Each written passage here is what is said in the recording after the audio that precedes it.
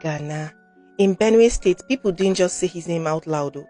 You whispered it. You don't want to be saying Gana out loud. That could get you killed. He ruled villages like a warlord, killed chiefs, burned markets, controlled 3 whole LGAs as if they were his estate. And when he finally came out of hiding to surrender, he ended up dead. He was shot dead by the same government that begged him to lay down his arms. So who was Gana? And what really happened? Let's get into the story. His real name was Tewase Akwaza, and he was from a small village in Katinala in Benue State. He grew up poor, dropped out after like primary school. Locals say he inherited juju powers from his father. His father was a native doctor. They believed that he could disappear, dodge bullets, even vanish into thin air. That fear gave him power. He started out as a community defender. He was protecting thief villages from Fulani herdsmen attacks. People loved him at first, but that love didn't last. Gana built a massive gang. They were militant. They had guns. They did rituals, everything, the works. He took over Sankera, Katinala, Ukom, and Logo. He ran those places like a king. His crimes were terrifying: kidnappings and armed robbery. He murdered chiefs like Chief Alo and Chief Awa. The attack on Zaki Biamiam market, over 50 people died there. He killed Esther Ngumburtur and her companion during a ransom. The ransom wasn't paid on time, so he killed them.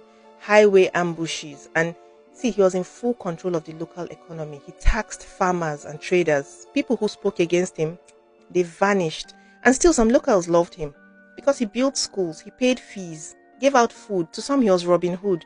To others he was a nightmare. Now here's where it gets political.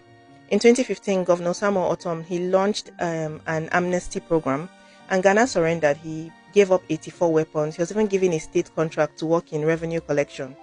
But that peace did not last. In 2016, Otom's security aide, Denen, he was killed, and Gana was accused. So he fled. The bounty on his head jumped to 50 million quick. Still, they couldn't catch him. Some said maybe it was juju. Others said political protection maybe. Others were like, he's just smart. Fast forward to 2020, after years in hiding, Gana came out again to surrender. He showed up in broad daylight with 50 of his boys. Traditional rulers were there to accept him. Officials were there. He got into a government convoy headed to Makurdi. Halfway there, soldiers intercepted them. They ordered him out of the car, took him away, and next thing we heard, Gana was dead. The military claimed that he tried to shoot at them, but the local officials that were there were like, no, he didn't even have a gun. He was there to surrender. So why was he killed? Some say the army didn't want him to expose his political sponsors. Others think it was just revenge. His wife, Wanto Akwaza, she even demanded 5 billion naira for compensation. She said Gana was ready to serve God and now they've killed her husband, so they should pay her 5 billion. But here's the scary part. After his death, things did not get better. Over 60 people have been killed in Sankara since then. His brothers took over his weapons and land. They now rent out his AK-47s to other criminals for a cut of the ransom. And the wildest gist, people still believe Gana had charms, that he buried his own daughter alive for power, that bullets could not touch him. Some even believe that he's not really dead.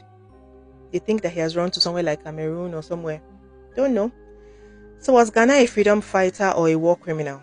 A hero turned a monster, or a monster pretending to be a hero? All we know is he ruled Benue with fear. And even in death, his shadow still lingers. Let me know in the comments what you think. And if you want